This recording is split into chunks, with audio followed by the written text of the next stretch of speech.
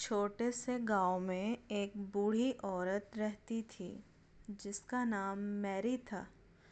میری بہت رحم دل، خوشیاں بانٹنے والی اور ہمسایوں کی مدد کرنے والی عورت تھی۔ وہ اکیلی رہتی تھی لیکن وہ تنہا نہیں تھی۔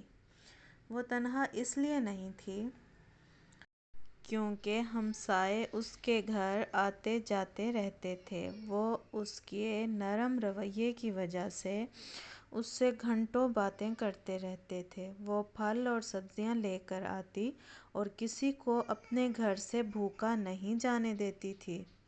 ایک خزاں کی صبح میں میری نے جنگل میں جانے کا فیصلہ کیا تاکہ وہ آگ جلانے کے لیے لکڑیاں لے آئے۔ جیسے ہی وہ جنگل میں تھوڑا آگے کی طرف گئی، اس نے کچھ غیر معمولی سا محسوس کیا۔ ایک بڑی دیگ زمین پر پڑی تھی۔ میری نے اسے سیدھا کیا اور اس پر سے مٹی، گرد وغیرہ صاف کی اور اسے کھولا۔ میری یہ دیکھ کر حیران رہ گئی کہ وہ سونے کے سکوں سے بھری ہوئی تھی۔ میری کا دل خوشی سے بھر گیا۔ وہ بہت زیادہ خوش تھی۔ اس نے نئی زندگی کا تصور کیا کہ آنے والی زندگی میں آرام اور پرسکون ہوگی۔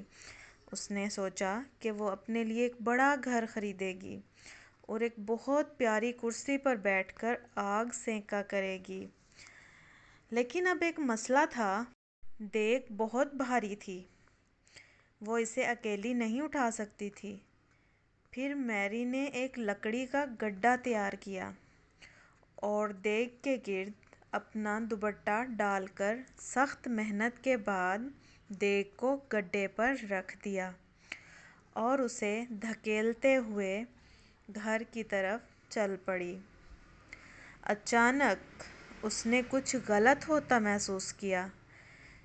جو سکے دیگ کے اندر تھے انہوں نے اپنا رنگ بدلنا شروع کر دیا تھا۔ اس نے گہری سانس لی اور دیگ کے اندر جھانکا۔ سونے کے سکے چاندی کے بن چکے تھے۔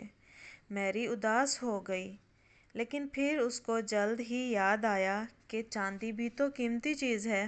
اس نے سوچا کہ ان سے بھی اتنے پیسے بن ہی جائیں گے کہ وہ ان سے اپنا ایک نیا گھر خرید سکے گی اور اپنی شام میں آگ کے پاس بیٹھ کر لطف اٹھا سکے گی۔ اس نے اپنا سفر جاری رکھا، لیکن جیسے ہی اس نے دیگ کی طرف دیکھا، جو چاندی کے سکے تھے وہ لوہے کے سکوں میں تبدیل ہو چکے تھے۔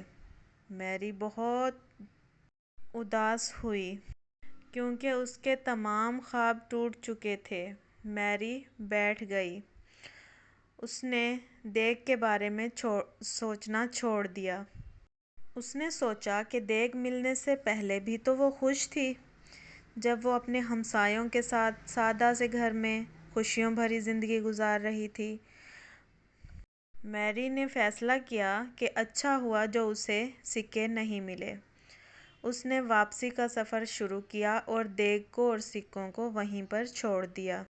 اس نے سوچا کہ اس کا چھوٹا سا گھر بہت خوبصورت ہے جس میں اس کے ہمسائے اسے کھانا گرم کر کر لا دیتے ہیں اور جہاں اسے دوسروں کی مدد کرنے سے خوشی محسوس ہوتی ہے۔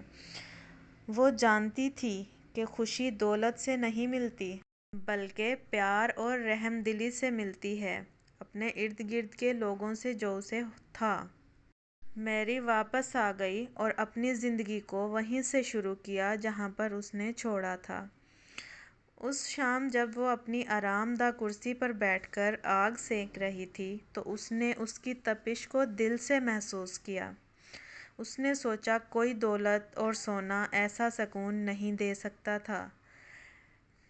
میری نے اپنی زندگی ویسے ہی گزاری جیسے وہ پہلے گزارتی تھی، ہمسایوں کے ساتھ پیار محبت بانٹتے ہوئے۔